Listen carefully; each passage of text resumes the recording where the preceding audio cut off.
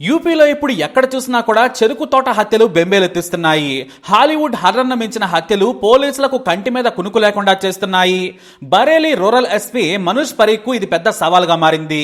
తన ప్రొఫెషనల్ నిజానికి ఓ psycho killer సవాల్ విసిరాడని ఆయన కూడా రగిలిపోతున్నారు. సైకో కిల్లర్ భయం బరేలీ గ్రామీణ ప్రాంతాల్లో సిస్సుపోయిస్తుంది. మహిళలు మిస్టీరియస్ గా హత్యకు గురవుతున్నారు. ఒకరు కాదు, ఇద్దరు కాదు, ఏకంగా 10 మంది మహిళలు హత్యలకు గురయ్యారు. ఇక్కడ క్లూ ఏంటంటే ఒకే తరహా హత్య. అలాగే శవాలన్నీ కూడా చెరుకు తోటల్లోనే దొరుకుతున్నాయి. ఎందుకు చంపుతున్నాడో తెలియడం లేదు. డబ్బు, నగలు కూడా అక్కడే ఉంటున్నాయి. కానీ చాలా సెలెక్టెడ్ గా తన టార్గెట్ ఎంచుకుంటున్నాడు హంతకుడు. అత్యాచారం చేయడం లేదు, ఒంటి మీద నగలను ముట్టుకోవడం లేదు, కానీ చంపేస్తున్నాడు. అదే ఎందుకు, ఎవరు, ఇదే ఇక్కడ మిస్టరీ. మొత్తం 300 మంది పోలీసులతో 30 టీములు వెంటాడుతున్నాయి. మఫ్తీలో ఉన్న టీంల గురించి అయితే చెప్పనక్కర్లేదు. క్రైమ్ స్పెషలిస్టులు గ్రామాల్లోనే బాగా వేశారు. వ్యాపారుల్లా తిరుగుతున్నారు. కానీ హంతకుడు మాత్రం చిక్కడం లేదు, దొరకడం లేదు. దీంతో ఎస్పీ గ్రామాల్లో పర్యటిస్తూ చిన్న క్లూ ఇవ్వమని వేడుకుంటూ ఉన్నారు. కానీ నో క్లూ. కొంతమంది చెప్పిన వివరాలతో హంతకుడు ఇలా ఉండొచ్చని కొన్ని ఊహా చిత్రాలను కూడా విడుదల చేశారు ఎస్పీ. ఆ 3 ఫోటోలు ఒకేలా ఉన్నాయి. 3వ ఫోటో భిన్నంగా ఉంది. హంతకుడు 35 నుంచి 45 ఏళ్ల మధ్య ఉండొచ్చనేది పోలీసుల భావన. డీజీపీ ప్రశాంత్ కుమార్ కూడా స్వయంగా ఈ హత్యలను పర్యవేక్షించే పరిస్థితికి వచ్చిందంటే ఆ సైకో కిల్లర్ ఎంతలా వణికిస్తున్నాడో తెలుసుకోవచ్చు. చివరికి హంతకుడి గురించి క్లూ దొరక్కపోవడంతో మహిళలు ఒంటరిగా వెళ్లొద్దు, గుంపులుగా పనికి వెళ్ళండి, ఇంటికి రండని పోలీసులు చెప్పారంటే ఆ సైకో కిల్లర్ ఎంతలా ప్లాంట్ గా హత్యలు చేస్తున్నాడో అర్థం చేసుకోవచ్చు. మరి ఇంతకీ ఆ చెరుకు తోటల హత్యల కథ ఏంటో డీటెయిల్డ్ గా చూద్దాం. 2023 జూన్లో షాహీ పోలీస్ పరిధిలోని ఓ గ్రామంలోని చెరుకు తోటలో మహిళ హత్యకు గురైంది అన్న విషయం పోలీసులకు తెలిసింది. పోలీసులు వెళ్లి చెరుకు తోటలో మహిళ మృతదేహాన్ని చూశారు. బట్టలు కాస్త చిరిగిపోయి ఉన్నాయి. పెనుగులాట ఆనవాళ్లు కూడా కనిపించాయి.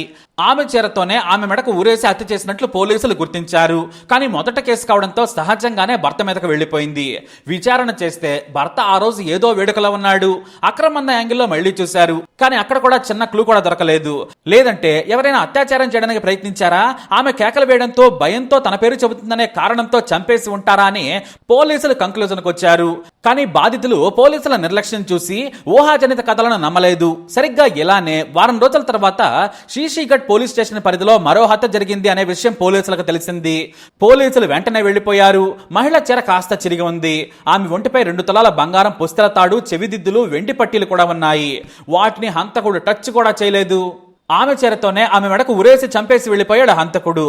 పోలీసులు మళ్లీ పాత కహానీలో చెప్పారు. క్లూ దొరక్కపోవడంతో ఎవరో అత్యాచార యత్నం చేసి చంపేశారని తేల్చారు. కానీ హంతకుడు ఎవరో మాత్రం గుర్తించలేదు. సరిగ్గా 10 రోజుల తర్వాత షేర్గఢ్ సమీపంలోని పోలీస్ స్టేషన్ పరిధిలో సాయంత్రం ఓ మహిళ హత్యకు గురైందన్న విషయం తెలిసింది. వెంటనే ఫోరెన్సిక్ టీంతో వెళ్లిపోయారు. మళ్లీ చెరుకు తోటలో శవం. ఇంతకు ముందు తాము విన్న రీతిలోనే మహిళ చనిపోయిందని 3వ హత్యతో అంచనాకు వచ్చారు పోలీసులు. వెంటనే ఉన్నతాధికారులకు సమాచారం ఇచ్చారు. సీనియర్ ఆఫీసర్లు క్రైమ్ సీన్ కి చేరుకున్నారు. 3 హత్యలు ఒకేలా ఉన్నాయి, కానీ వేరువేరు ప్రాంతాలు. అయితే మృతదేహం చెరుకు తోటలోనే దొరుకుతుంది. వారి చీరతోనే హత్య చేస్తున్నాడు హంతకుడు. దీంతో ముగ్గురిని చంపింది ఒకడే, కానీ ఎందుకనేది మాత్రం అంత చిక్కలేదు. పోస్ట్ మార్టం చూస్తే లైంగిక దాడి జరగలేదని తేలింది. ఒంటిపై నగలు ముట్టుకోలేదు. చివరకు ఫోన్లను కూడా టచ్ చేయలేదు. కానీ హత్య చేశాడు హంతకుడు. ఈ ముగ్గురి వయసు 45 నుంచి 55 ఏళ్ల మధ్య ఉంటుంది. అయితే పోలీసులు హంతకుడి కోసం స్కెచ్ చేసి విచారణ చేస్తుండగా ఈ లోపే 4వ హత్య కూడా జరిగిపోయింది. ఈసారి శీషీగఢ్ పోలీస్ స్టేషన్ పరిధిలో మరో హత్య, కానీ విలేజ్ మారింది. క్రైమ్ స్పాట్ మాత్రం సేమ్, చెరుకు తోట. హత్యకు గురైన మహిళ వయసు 49. పొలం పని కోసం వెళ్లిన మహిళ ఇంటికి తిరిగి రాలేదు. దీంతో సదరు మహిళ భర్త పిల్లలు వెతకడం మొదలు పెట్టారు. అప్పటికే రాత్రి 7 గంటలు అవుతోంది.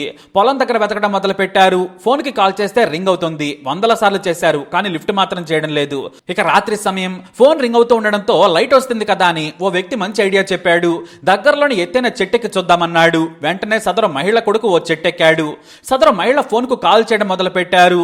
దూరంగా చెరుకు తోటలో లైట్ వెలుగుతోందని చెట్టుపై నుంచి చూసిన ఆమె కొడుకు బంధువులకు చెప్పాడు. వెంటనే చెప్పగా ఫోన్ రింగ్ అవుతున్న స్పాట్ కి వెళ్ళిపోయారు. బతికే ఉండొచ్చేమో అనుకున్నారు, కానీ చనిపోయింది. ఒకవేళ పాము కరిచి చనిపోయిందా అనుకున్నారు. దగ్గరకు వెళ్లి చూస్తే మెడకు ఊరేసి ఉంది. దారుణ హత్య. అయితే ఆమె ఒంటిపై నగలేమీ లేవు, కాళ్ళకు మాత్రం వెండి కడియాలున్నాయి. పక్కనే ఉన్న ఫోన్ కూడా ముట్టుకోలేదు హంతకుడు. దీంతో మళ్లీ పోలీసులకు ఫిర్యాదు చేశారు. Same to same scene. కానీ పోలీసులు హంతకుడి కోసం వెతుకుతూ ఉన్నారు. రహస్యంగా అంతటా విచారణ చేస్తున్నారు. ఉన్నతాధికారులు విషయం బయటకు పొక్కనివ్వడం లేదు. వెంటనే రూరల్ ఎస్పీ గ్రామాలకు వెళ్లి స్వయంగా విచారణ చేశారు. కానీ ఫలితం మాత్రం దొరకలేదు. హంతకుడు మళ్లీ వారం తర్వాత షాహీ గ్రామంలోనే మళ్లీ హత్య చేశాడు. అది కూడా పోలీస్ స్టేషన్ కు కోతవేటు దూరంలో. మళ్లీ చెరుకు తోటలో హత్య. వారి కాని చెరుకు తోటలోకి ఎందుకు వెళ్తున్నారు, అక్కడే ఎందుకు హత్యకు గురవుతున్నారు అనేది మిస్టరీ. అయితే పెనుగులాట ఆనవాళ్లు మాత్రం ఉన్నాయి. బురదగా ఉండే తోటలో ఆనవాళ్లు కనిపిస్తున్నాయి. హంతకుడు బూట్లు ధరించాడనేది స్పష్టమైంది. ఎలా మహిళలను ట్రాప్ చేస్తున్నాడు, ఎందుకు చేస్తున్నాడో మాత్రం తెలియడం లేదు. సరిగ్గా 7వ హత్య తర్వాత స్థానిక బరేలీ జిల్లా పేపర్లో ఓ జర్నలిస్టు సాలిడ్ వార్త రాశాడు. గ్రామీణ ప్రాంతంలో వరుస హత్యలు, చెలరేగపోతున్న సైకో కిల్లర్, పట్టుకోలేక చేతులెత్తేసిన పోలీసులని ఓ పెద్ద వార్త రాశాడు. అంతే, ఎస్పీ నుంచి ఎస్ఎస్పీ వరకు ఫోన్లు వచ్చేశాయి. అందరూ లక్నోకు పరుగులు పెట్టారు.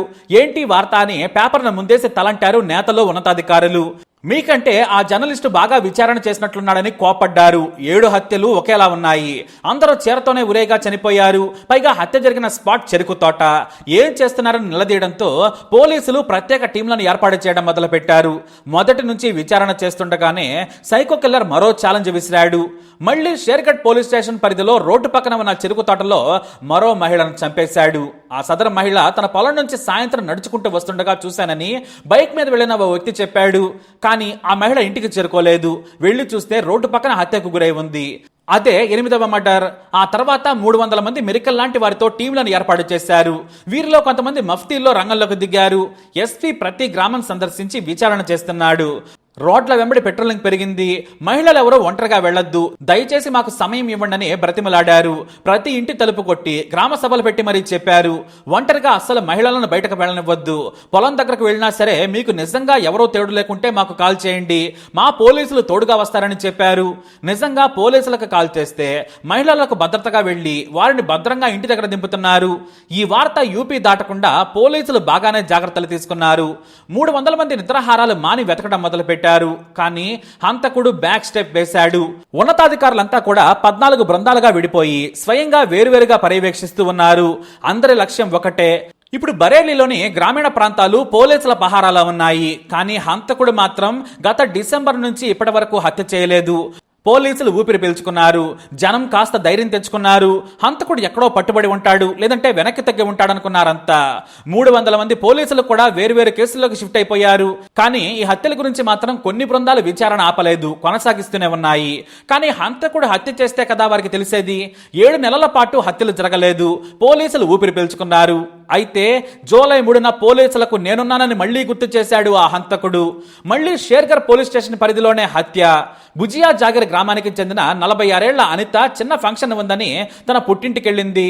కీర్గా గ్రామం ఆమె తల్లిగారి ఊరు. వేడుక ముగియడంతో ఆమె తన సోదరుడికి డబ్బులు కావాలంటే బ్యాంకాక్ లో ఉన్నాయని చెప్పింది. దీంతో తానే బ్యాంకుకెళ్లి తీసుకొస్తానంది. అలా షేర్గర్లోని ఎస్బీఐలో డబ్బులు డ్రా చేసి తీసుకొస్తానని చెప్పి బయటకెళ్ళింది. కానీ తిరిగి రాలేదు. దీంతో తన ఇల్లైన బుజియా జాగిర్కి వెళ్ళిందని కాల్ చేశారు. కానీ ఆమె భర్త ఇక్కడికి రాలేదు, రేపు కదా వస్తానని చెప్పిందని తన బావమరిదినే తిట్టాడు. ఒంటరిగా ఎందుకు పంపించామని కోపడ్డాడు. దీంతో అందరిలో భయం మొదలైంది. వెంటనే చెరుకు తోటలను వెతకడం మొదలు పెట్టారు. సరిగ్గా కిర్గా గ్రామానికి 3 కిలోమీటర్ల దూరంలో ఉన్న చెరుకు తోటలో శవమై తేలింది అనిత. మళ్ళీ same to same murder scene. ఆమె బ్యాగ్లో 10,000 రూపాయలు అలాగే ఉన్నాయి. ఫోన్ చేతి పక్కన పడి ఉంది. అత్యాచారం జరగలేదు, కానీ హత్యకు గురైంది అనిత. దీంతో మళ్లీ మీడియా దుమ్ము దులిపేసింది. కానీ ఈసారి టైమ్స్ ఆఫ్ ఇండియా పోలీసులను ఉతికారేసింది. దీంతో డీజీపీ రంగంలోకి దిగి విచారణ చేస్తున్నామని, త్వరలోనే పట్టుకుంటామని చెప్పారు. ఇక వందలాది మందిని విచారణ చేసి 3 ఊహా చిత్రాలను విడుదల చేశారు. హంతకుడు ఇలా ఉండొచ్చని పోలీసులు రిలీజ్ చేశారు. మరి హంతకుడు అలానే ఉన్నాడా అంటే అది అనుమానం మాత్రమే. ఇక చెరుకు తోట పక్క నుంచి కూడా మహిళలు నడవడానికి భయపడుతున్నారు. ఈసారి ఏకంగా 1000 మంది పోలీసులను రంగంలోకి దించారు. అంతేకాదు అనుమానితులు కొత్త వాళ్ళు కనిపిస్తే సమాచారం ఇవ్వాలని Bareilly south SP office media ద్వారా ప్రకటన రిలీజ్ చేసింది. దీంతో బరేలీ గ్రామ ప్రాంతాల్లో మహిళలు ఒంటరిగా బయటకు రావడానికి భయపడుతున్నారు. ఇక వందలాది పోలీసులు జల్లెడ పడుతూ ఉన్నారు. అయితే హంతకుడు 25 కిలోమీటర్ల రేడియస్ లోనే హత్యలు చేస్తున్నాడని తేలింది. సరిగ్గా 3 పోలీస్ స్టేషన్ల పరిధిలో ఒక హత్య మాత్రమే బయట జరిగింది. దీంతో ఎక్కడ వాడే అయి ఉంటాడని అనుమానం కలిగింది. ఆ వెంటనే ఆ ప్రాంతంలోని టవర్ల కింద యాక్టివ్గా ఉన్న 1,50,000 ఫోన్ల మీద నిఘా పెట్టారు పోలీసులు. మరోవైపు వందలాది మంది మఫ్తీలో ఉన్న పోలీసులు బాడీ క్యాములు ఒంటికి పెట్టుకుని తిరుగుతూ ఉన్నారు. ఇటు పట్టణ ప్రాంతాల్లోని సీసీ కెమెరాలను కూడా జల్లెడ పట్టారు. 1500 సీసీ కెమెరాల ఫుటేజ్లను వెతికారు. సరిగ్గా ఇదే సమయంలో పోలీసులకు ఓ వ్యక్తి కాల్ చేశాడు. సార్, మీరు విడుదల చేసిన సైకో స్కెచ్లోని పోలికలతో ఓ వ్యక్తి ఉన్నాడు, మదియా నది పక్కన మద్యం తాగుతున్నాడని చెప్పాడు. ఆ మాటలు విన్న పోలీసులు ఉలిక్కి పడ్డారు. వెంటనే మేము వచ్చే వరకు అక్కడే ఉండు, ఒకవేళ అనుమానితుడు అక్కడి నుంచి వెళ్లిపోవడానికి ప్రయత్నిస్తే ఫాలో అవ్వమని చెప్పారు. అంతే, షాహీ పోలీస్ స్టేషన్ టీంలోని వారు 3 గ్రూపులుగా వెళ్లిపోయారు. 2 టీములు మఫ్టీలో, అలాగే ఒక టీము డ్రెస్లో పోలీస్ వ్యాన్తో వెళ్లిపోయింది. ఒక టీం బైకుల మీద వేగంగా ప్రయాణం మొదలుపెట్టింది. మరోవైపు సదరు వ్యక్తిని దూరంగా రమ్మని ఫోన్లో మాట్లాడుతూనే ఉన్నారు పోలీసులు. సరిగ్గా 10 నిమిషాల్లో ఆ వ్యక్తి దగ్గరికి వెళ్ళిపోయారు. అక్కడ హాయిగా దూరంగా మద్యం తాగుతూ ఒంటరిగా కూర్చున్నాడా అనుమానితుడు. పోలీసులు సరాసరి వెళ్లి చుట్టుముట్టేశారు. పోలికలు సరిగ్గా కుదిరాయి. పైగా ఇదే వ్యక్తి బాడీ క్యామ్లో కూడా పలువురు పోలీసులకు కనిపించాడు. దీంతో సరాసరి స్టేషన్కి తీసుకెళ్లిపోయారు. ఇంతలో ఎస్ఎస్పీ మనోజ్ కూడా చేరుకున్నారు. నిందితుడిని తమదైన శైలిలో విచారణ చేయడంతో తానే హత్య చేశానని ఒప్పుకున్నాడు. అంతేకాదు, ఎలా హత్యలు చేసేవాడో కూడా చెరుకు తోటలో డెమో కూడా చూపించాడు. ఇక అతని పేరు సైకో కిల్లర్ కులదీప్. ఎందుకు, ఎలా హత్య చేశాడో ఆ ఆసక్తికర విషయాలను ఎస్పీ మీడియాకు తెలియజేశారు. ఈ కులదీప్ మధ్యాహ్న సమయంలో వేటకు బయలుదేరుతాడు. నిర్మానుష్య ప్రాంతంలో రోడ్డుపై తిరుగుతూ ఉంటాడు. చెరుకు తోటలకు దగ్గరగా కాపు కాస్తాడు. చెరుకు తోటలో అయితే శృంగారం చేసుకున్నా ఎవ్వరికీ కనిపించదు. చంపినా కూడా శవం గుర్తించలేరనేది ఇతని ప్లాన్. పైగా ఈ ప్రాంతంలో చెరుకు ఎక్కువగా పండిస్తూ ఉంటారు రైతులు. మధ్యాహ్నం పూట జనసందోహం ఉండదని రోడ్డు మీద ఒంటరిగా తిరుగుతాడు. ఒంటరి మహిళ కనిపించగానే తనతో శృంగారం చేస్తావా అని అడుగుతాడు. ఆ సదరు మహిళ ఒప్పుకోకుంటే నాతో అక్రమందం పెట్టుకుంటే డబ్బులు ఇస్తానంటాడు. కానీ చూడటానికే భయంకరంగా ఉన్న కులదీప్ను చూస్తే ఎవరైనా భయపడిపోతారు. దీంతో వాళ్ళు నిరాకరిస్తే బలవంతంగా చెరుకు తోటలోకి లాక్కెళ్ళిపోతాడు. వారి మీద కూర్చొని వారి చీరతోనే ఊరేసేస్తాడు.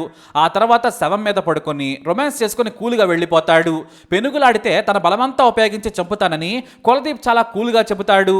అయితే ఇక్కడే ఓ ట్విస్ట్ ఇచ్చాడు కులదీప్. తాను 6 హత్యలు మాత్రమే చేశానన్నాడు. ఆ మిగిలిన 3 హత్యలు నేను చేయలేదని చెప్పడం ఇప్పుడు పోలీసులకు మరో మిస్టరీగా మిగిలిపోయింది. మరి ఎందుకు హత్య చేశావని పోలీసులంటే, నాకు ఆడవాళ్ళని చూస్తేనే అసహ్యం, వారితో శృంగారం చేయాలనిపిస్తుంటుంది, ఒప్పుకోకుంటే చంపేయాలనిపిస్తుంది, నన్ను తిరస్కరిస్తే నేను సైకోలా మారిపోతానని ధైర్యంగా చెప్పాడు కులదీప్. మరి ఆడవాళ్ల మీద ద్వేషం ఎందుకంటే మాత్రం ఓ కథ చెప్పుకొచ్చాడు.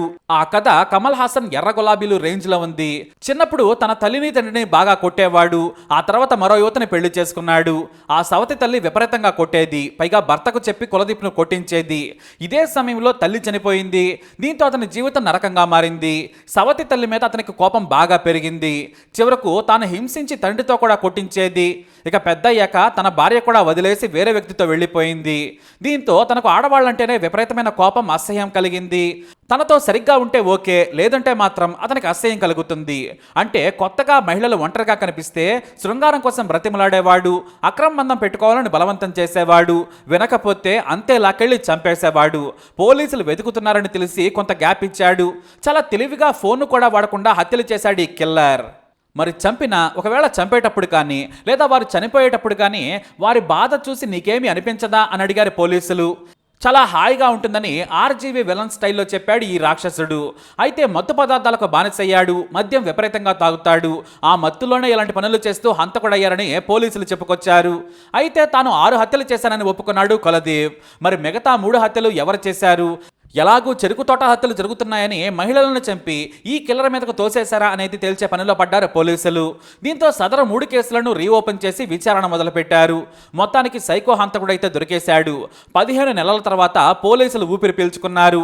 స్వయంగా డీజీపీ, ఐజీ పర్యవేక్షించిన ఈ కేసు యూపీలో చరిత్రకెక్కింది.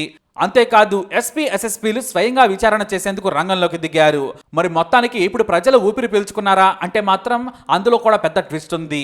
ఆ అసలు హంతకుడు ఎవరు అంటే మిగతా 3 హత్యలు చేసిన వారు కూడా దొరికితేనే అసలు నిందితుడు దొరికినట్టు. అప్పుడే ప్రజలు నిద్రపోయేది. అప్పటి వరకు ఈ గాలింపు ఇంకా కొనసాగుతూనే ఉంటుంది.